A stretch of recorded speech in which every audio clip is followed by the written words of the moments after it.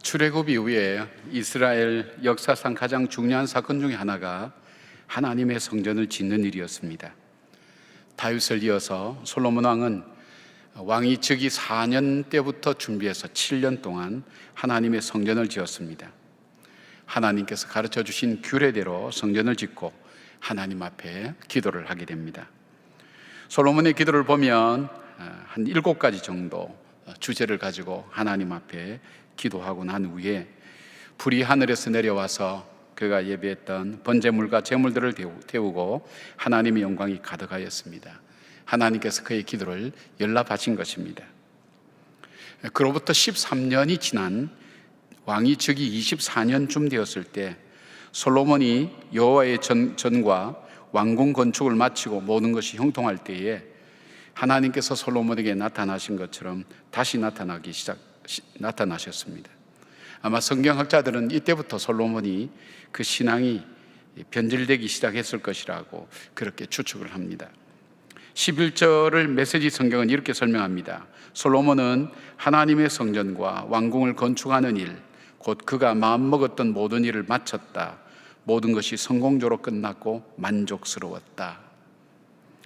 이때부터 솔로몬의 신앙이 조금씩 잘못되기 시작한 것을 보게 됩니다.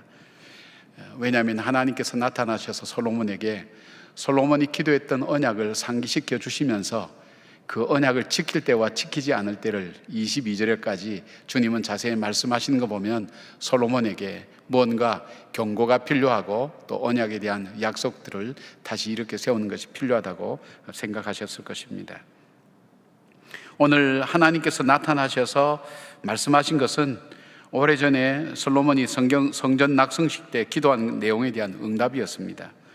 즉 이스라엘이 자연재해로 가뭄과 기근 혹은 전염병이나 재앙이 있을 때에 구원해 달라는 간구에 대한 응답이었습니다. 고대에서 인간이 가장 두려워한 것은 인간의 힘으로 어떻게 해볼 수 없는 가뭄 같은 자연재해나 메뚜기로 인한 기근이나 혹은 전염병이었기 때문입니다. 지금 이 말씀이 우리의 가슴에 와닿고 절박한 것은 어쩌면 우리의 상황과 너무나 비슷하기 때문입니다. 한국 교회가 솔로몬과 같은 복을 받아서 풍요로워 보이지만 심각한 위기의 분기점에 서 있다는 위기의식을 모두 갖고 있습니다. 또한 우리는 수해로 고통당할 뿐 아니라 온 세계가 언제 끝날지 모르는 전염병과 사투를 벌이고 있는 한가운데에 서 있기 때문입니다. 마치 하나님께서 우리의 상황을 다 아시는 것처럼 그렇게 말씀을 하시고 계십니다. 오늘 본문은 인간의 힘으로는 아무것도 할 수 없다는 절망과 고통이 찾아올 때에 어떻게 회복될 수 있는가 하는 것을 말씀하고 있습니다. 즉 최악의 상황을 풀어가는 하나님의 최선의 방법이 무엇인가 하는 것을 말씀하고 있다는 것입니다. 역사와 우주를 다스리시는 그 하나님의 최선의 방법이 무엇일까요? 첫 번째로 우리의 정체성을 바르게 회복하는 것입니다. 하나님께서는 우리를 향해 14절에 내 백성으로 일컫는 내 이름으로 일컫는 내 백성이라고 말씀하십니다. 여호와의 백성이라고 불리우는 백성들을 말합니다. 하나님께서 창조주와 인생의 생사화복을 주관하시는 절대 주권자임을 믿는 사람을 말합니다. 하나님께 속한 사람입니다.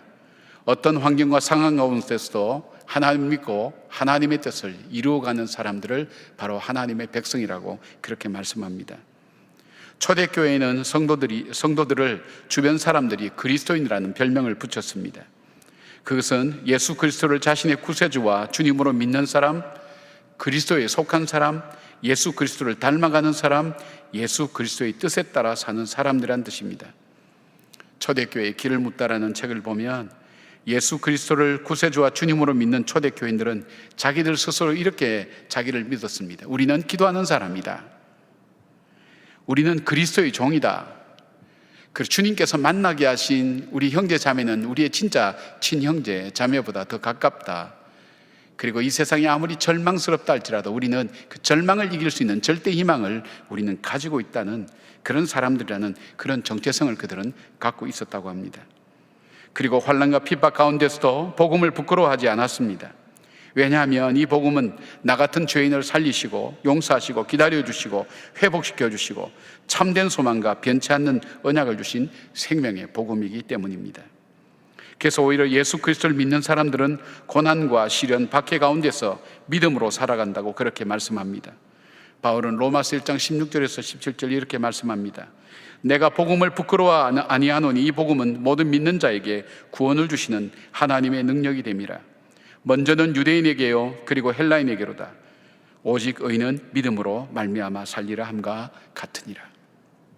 하나님이 찾으시는 백성은 어떤 사람입니까?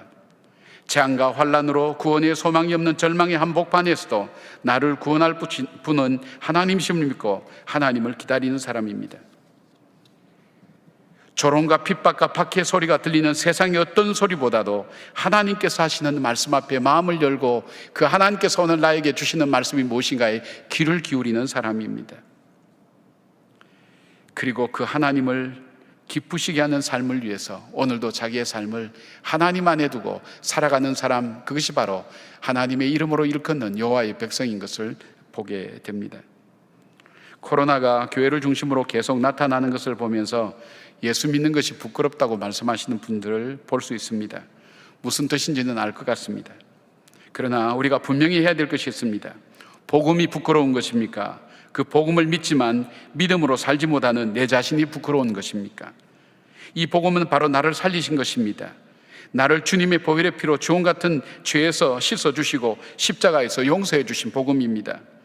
이 복음이 나에게 참 소망을 주셨습니다. 이 복음이 나에게 참 언약을 주셨고 새 생명을 주셨습니다. 그런 복음이 우리에게 정말 부끄러운 것일까요?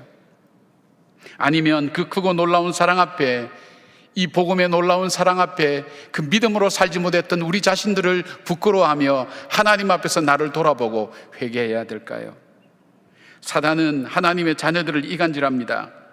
하나님이 찾으시는 사람은 바로 이 재앙과 박해와 조롱 한가운데서도 하나님께 이 모든 것이 있음을 믿고 그 어려움 가운데서도 믿음으로 살기 위해서 몸부림치는 사람입니다. 하나님께 울부짖는 사람입니다. 긍휼과 자비를 구하며 함께 중보하는 사람입니다. 서로 비난하고 증오하고 부끄러워하며 거리두기를 하는 사람들이 아닙니다. 우리의 정체성이 무엇인지 먼저 점검하고 내 백성이라 부르시는 하나님을 찾으시기를 바랍니다. 이것이 회복을 위한 하나님의 첫 번째 방법입니다. 하나님의 방법 두 번째는 무엇일까요? 그것은 회개하는 것입니다. 14절 보니까 악한 길에서 떠나 스스로 낮추고 기도하며 그렇게 말씀하고 있습니다. 악한 길에서 떠난다는 것은 내가 걸어가는 삶을 멈추었을 뿐 아니라 그 길에서 돌이켜 하나님께로 나아가는 바른 길로 나가는 것을 말합니다. 스스로 낮춘다는 것은 뭡니까? 여호와의 재앙을 경험한 백성들이 취해야 될 태도인 것입니다. 바로 재앙의 책임이 나에게 있다는 자세와 태도를 가지고 하나님께 긍휼과 자비를 구하는 바로 태도입니다. 기도한다는 것은 뭡니까? 하나님의 관점에서 나와 세상을 바라본다는 것을 말합니다. 즉 기도를 통해서 하나님의 영인 성령이 내 안에 계셔서 하나님의 마음과 하나님의 시선과 하나님의 뜻을 통해서 나의 길을 보고 나의 삶을 보고 나를 살피는 것을 말합니다. 모든 재앙과 환난이 인간의 죄나 심판이라고 말할 수는 없습니다. 그러나 성경은 홍수나 가뭄 등 자연재해나 환난과 전염병이 우리의 죄와 상관이 없다고 말씀하시지는 않습니다. 그렇다면 재앙과 전염병 같은 어려움이 올 때에 창조주며 온 우주를 다스리며 역사를 주관하시는 하나님 앞에 가장 먼저 해야 될 것이 무엇일까요? 바로 우리 자신에게서 무엇이 잘못된 것이 없는가를 찾는 것, 그것이 바로 믿음의 사람, 역사의 주인이신 우주를 다스리는 그 주님 앞에 우리가 해야 될 첫 번째 자세가 아닐까요? 지구촌교회 최성원 목사님 지은 예배의 창문을 열라는 책에 보면 이런 글이 나옵니다. 성경에서 자연재해와 전염병은 대체로 인간의 죄와 관련이 있습니다. 고대인들은 누가 이야기해 주지 않아도 자연재해나 전염병이 닥치면 하늘의 재앙이라 믿고 두려워했습니다. 하나님은 만약에 자연재해나 전염병이 닥친다면 악한 길에서 떠나라고 말씀하십니다. 무엇을 말씀하고 있습니까? 고대인들은 자연재해나 재앙이 자기들 삶에 다가올 때 아이고 이거 우리에게 문제가 있구나 생각하고 자신을 돌아보는 것이 거의 본능적이었습니다. 그러나 이성이 발달하고 과학 문명이 발달한 요즘은 자연재해나 전염병을 과학의 문제로만 봅니다. 마치 모든 문제의 원인을 잘 알고 해석할 수 있는 것처럼 착각합니다. 그래서 날씨를 잘 맞추지 못하는 것에 대해서도 비난하는 이유가 바로 그것을 당연하게 생각하기 때문입니다. 과학이 과학의 발달이 미신과 막연한 두려움에서 인간을 극복하게 하고 자연재해 같은 것을 이해하는 데 많은 기여를 하였습니다. 그러나 적어도 이런 문제 앞에 우선적으로 자기를 돌아보고 살피는 일은 더 이상 하지 않는다는 것입니다. 요즘 그 어느 때보다도 우리는 매스컴에 많은 관심을 갖고 있습니다. 매일 쏟아지는 뉴스를 듣게 됩니다. 매스컴이라고 하는 것은 사실을 우리에게 바르게 전달하는 사명을 가진, 기능을 가진 그런 매체입니다. 그런데 요즘 우리들의 기준은 매스컴이 아닙니까? 매스컴에서 잘못했다고 몰고 가면 그것이 우리 기준이 되고, 매스컴에서 칭찬하면 그것이 우리의 목표가 됩니다. 우리가 맞을 수도 있죠. 그러나 적어도 그리스도인들은 매스컴이 아니라 하나님 앞에서 나타난 현상과 현실을 돌아보면서 주님의 뜻이 무엇이며 나를 살펴야 될 것이 무엇인지를 찾아보는 사람이 바로 그리스도인입니다. 어느새 우리 문화에서 회개라는 것이 사라져버렸습니다. 우리의 의식에서 비난과 분노, 비판과 편가르기는 자리를 잡아가는데 서로 사랑하고 함께 나누는 공동체의 마음은 없어진 것입니다. 사단은 교회의 분열과 나누어짐과 양심에 화인 맞은 것처럼 무뎌지게 만드는 전략을 쓰고 있습니다. 저는 이것이 코로나의 재앙보다도 더 큰 재앙으로 이어질 수 있다고 생각하고 두려워합니다. 사랑하는 여러분, 요나처럼 이 폭풍이 나의 용고라고 생각할 수는 없습니까? 느헤미야와 다니엘처럼 이 역사의 어둠과 문제가 바로 나의 죄와 허물로부터 시작되었다고 볼 수 있는 영적 관점은 우리에게 없습니까? 사랑하는 여러분, 내가 편하고 익숙해진 것 속에 하나님께서 돌이키기를 원하시는 나의 삶의 모습은 없는지를 진지하게 돌아보는 기회가 되기를 바랍니다. 이 어려움을 하나님 앞에 내 자신을 더 정결하고 믿음으로 살아갈 기회로 삼는 사람이야말로 진정한 회개하는 사람입니다. 하나님께서 솔로몬에게 가뭄과 기근과 천년병이 올 때에 내 백성은 악한 길에서 떠나 스스로 낮추고 기도하라고 말씀합니다. 최악의 상황에서 우리가 선택할 최선의 길을 하나님께서 주신 것입니다. 바로 내가 살아가는 삶의 방향과 방식과 목적과 목표를 하나님이 기뻐하시는 삶으로 돌이키는 것입니다. 이것이 회개입니다. 그런데 하기도 싫고 익숙하지도 않는 회개, 이것은 바로 하나님께서 이 시련과 고난과 환난에서 이 문제를 풀어가는 하나님의 최선의 방법인 것을 우리에게 말씀하고 있습니다. 하나님의 방법 세 번째는 무엇입니까? 그것은 하나님의 얼굴을 구하는 것입니다. 14절 말씀 다시 읽어보겠습니다. 내 이름으로 일컫는 내 백성이 그들의 악한 길에서 떠나 스스로 낮추고 기도하여 내 얼굴을 찾으면 내가 하늘에서 듣고 그들의 죄를 사하고 그들의 땅을 고칠지라고 말씀합니다. 하나님의 얼굴은 성경이 흔히 하나님의 임재와 능력 그리고 긍휼과 자비를 구할 때 사용되는 표현입니다. 민수기 6장 26절 보니까 여호와는 그 얼굴을 내게로 향하여 드사 평강 주시기를 원하노라 할지니라 하라. 하나님의 얼굴을 구하는 것은 하나님의 평강을 구하는 것과 마찬가지입니다. 하나님의 임재로 인해서 주어지는 하나님의 평강입니다.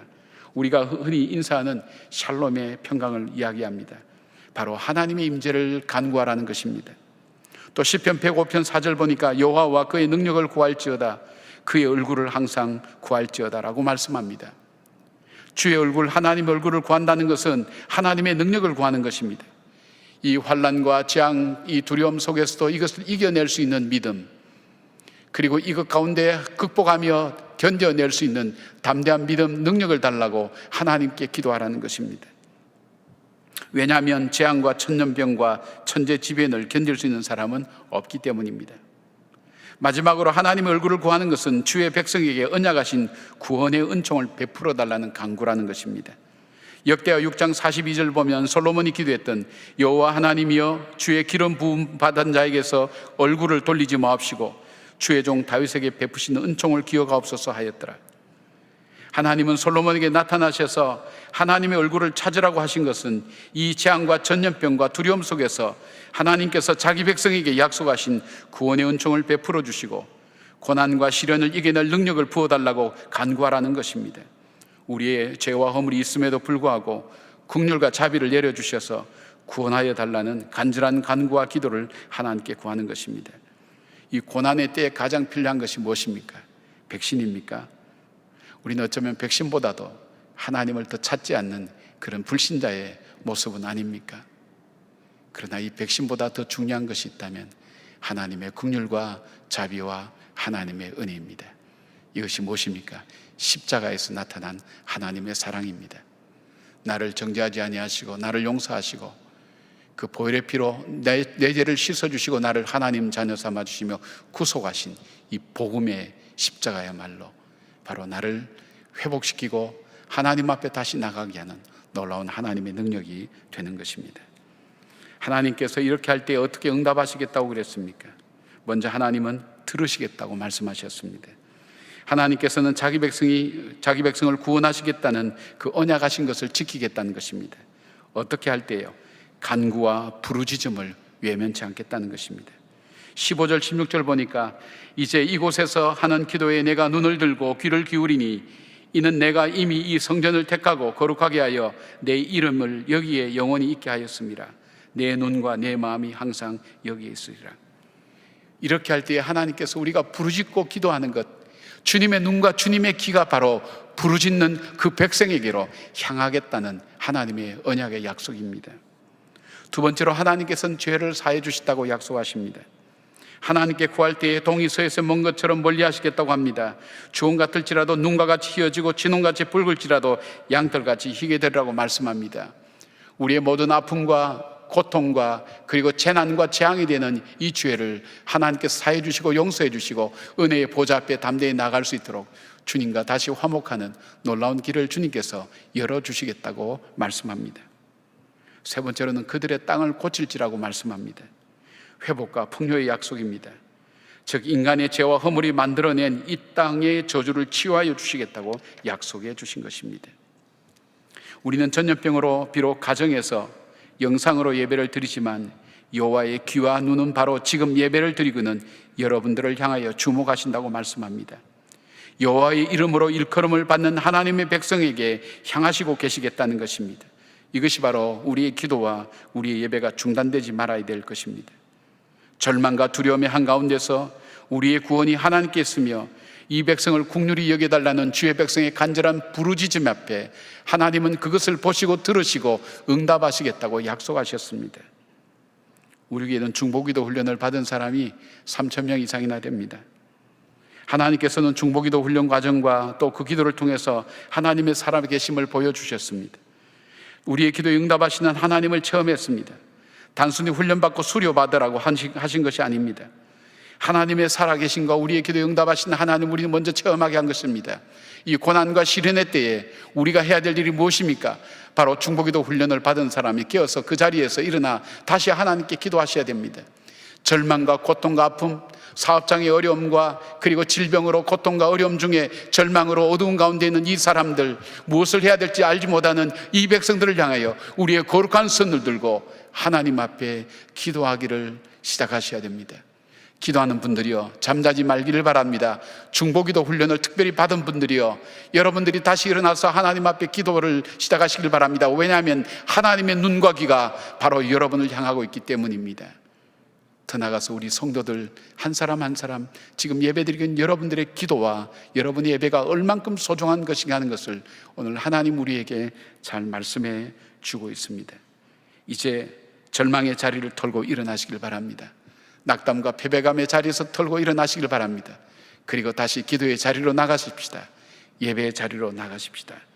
우리의 기도를 들으시고 응답하시겠다는 언약을 다시 붙들고 하나님 앞에 기도하며 가장 최악의 순간에 최선의 길을 열어가시는 하나님 말씀 앞에 귀를 기울이는 우리 모두가 되기를 바랍니다. 제2차 세계대전 후에 유대인들이 6월절에 꼭 부르는 노래가 있었는데 이 노래는 바로 2차 대전 때에 아우슈비츠의 수용소에서 유대인들이 만든 작사 작곡한 그런 노래였습니다. 히브리어로 아니마 밈이라고 하는데 이 단어의 뜻은 나는 믿는다라는 그런 노래입니다. 그 노래 가사 중에 이런 것이 있습니다. 나는 믿는다. 나의 메시아가 나를 돕기 위해서 반드시 나를 찾아오리라는 사실을 믿는다. 그러나 때때로 그 메시아는 너무 늦게 오신다. 아마 이 노래는 아무리 간구해도 동료들이 가스실로 실려가서 죽음이 되어서 돌아오는 것을 바라보면서 절망한 그 노래일지도 모릅니다. 근데 그들 중에 한 외과 의사가 있었습니다. 그에게는 자신의 삶에 대한 하나님의 뜻이 있는 한 자신은 죽지 않을 것이라는 믿음이 있었습니다. 오히려 하나님께서 이 과정을 통해서 자신을 세우시고 인도에 가실 것이라고 그는 믿었습니다. 그래서 그는 날마다 하나님 뜻을 위해서 그는 준비하는 삶을 살았습니다. 그러니까 준비하는 삶을 사는 가장 중요한 시작 중에 하나는 유리 조각으로 매일매일 면도하는 것이었습니다. 그 때문인지 그는 나치들의 눈에 건강하게 보였고 가스실로 끌려가지 않았습니다. 살아남은 그가 노래 가사를 이렇게 바꿔 부릅니다. 나는 믿는다. 나의 메시아가 나를 돕기 위해서 반드시 나를 찾아오리라는 사실을 믿는다. 그런데 사람들이 너무 서두른다. 너무 서둘러 믿음을 포기한다로 말입니다. 이 세상을 창조하시고 다스리시는 하나님의 회복 원리는 무엇입니까? 최악의 상황에서 최선의 길이 무엇입니까? 하나님이 가르쳐 주신 나는 누구인가를 바로 아는 것입니다. 그리고 지금도 찾으시는 그 하나님 앞에 우리의 손을 들고 기도하는 것입니다. 그리고 우리 스스로 겸비하여 회개하며 하나님께 나가는 것입니다. 더 나아가서 하나님의 얼굴을 구하며 지금 나에게 가장 필요한 것은 백신보다도 더 필요한 것은 주님의 평강과 은혜와 자비라는 사실을 주 앞에 기도하면서 우리만이 아닌 함께 고통받는 저들 속에 참 소망이 우리에게 있음을 보여주는 우리의 기도와 우리의 평강이 우리에게 가장 필요한 것입니다. 사랑하는 여러분, 밤하늘의 별이 빛나는 것처럼 조롱과 박해와 어둠과 그리고 고난과 시련과 재앙이 우리의 삶을 둘러 덮칠 때에 깨어서 기도하는 반짝이는 별처럼 하나님 앞에 보석처럼 아름답게 깨어서 기도하며 예배의 자리를 지키고 우리의 믿음 부여잡고 놓치지 않기 위해서 하나님께 나가는 사람, 바로 그 사람을 통해서 하나님은 하나님 역사를 열어가시는 것을 기억하십시오. 바로 하나님은 당신이 그 사람이기를 원하고 계십니다. 기도하겠습니다. 자비하신 하나님, 가장 최악의 순간에 최선의 길을 우리에게 주신 우주의 창조대 되신 하나님의 말씀 앞에 귀를 엽니다. 마음을 엽니다. 주님, 우리가 하나님께 기도할 수 있는 하나님의 자녀임을 저희들이 다시 회복합니다. 주님 앞에 부르짖을 때 주님의 귀와 눈이 우리에게 집중하시겠다는 그 말씀 앞에 우리의 마음을 엽니다. 주님, 다시 기도하겠습니다. 다시 부르짖겠습니다. 다시 일어서겠습니다. 그리고 스스로 겸비하여 나에게서 하나님께서 고치기를 원하시고 변화되기를 원하시고 돌이키기를 원하시는 것이 무엇인지를 찾겠습니다. 하나님, 그리고 더 나아가 주님의 얼굴을 구합니다. 우리에게 가장 필요한 것은 그 어떤 것도 아닙니다. 물질도 아닙니다. 백신도 아닙니다. 우리에게 더 필요한 것이 있다면 바로 하나님의 자비와 긍휼과 은혜입니다. 하나님, 우리에게 그런 은혜와 자비를 베풀어 주셔서 이 재앙이 속히 물러가게 할 뿐 아니라 이 재앙을 통해 아름답게 성숙하며 하나님의 자녀답게 세워진 주의 백성들이 부르는 예배와 찬양이 이 성전을 가득 메우고 하나님께 영광 돌리는 저희들의 삶이 되게 하여 주시옵소서. 고난과 시련 중에 있는 우리의 성도들 한 사람 한 사람을 어루만져 주셔서 주의 얼굴을 구할 때 주의 평강으로 주의 능력으로 함께 하여 주시옵소서. 우리 주 예수 그리스도의 이름으로 감사하며 기도드리옵나이다. 아멘. 다 함께 일어나셔서 결단의 찬송가 391